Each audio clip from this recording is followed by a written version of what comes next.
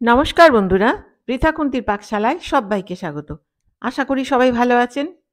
গত সপ্তাহে ভাইফোঁটা গেল। ভাইয়ের সাথে গল্প, আড্ডায় আর শেয়ার করতে পারিনি। আজকে শেয়ার করলাম।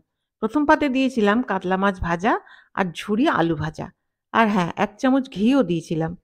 আর করেছিলাম আমি অরহর ডাল কসুরি মেথি দিয়ে।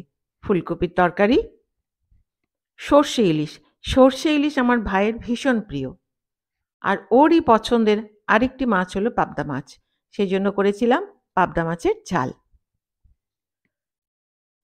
আর করেছিলাম জলপাইয়ের চাটনি ভাজা মশলা দিয়ে, মিষ্টি দই, আর শেষ পাতে ছিল কয়েকটি মিষ্টি। ভাইফোঁটা হবে আর মিষ্টি হবে না তা কি হয়? আর এই সবগুলো রান্নার রেসিপির লিংক আমি ডেসক্রিপশন বক্সে দিয়ে দেবো। চাটনি বাদে সবগুলো রান্নাই আমার চ্যানেলে আছে।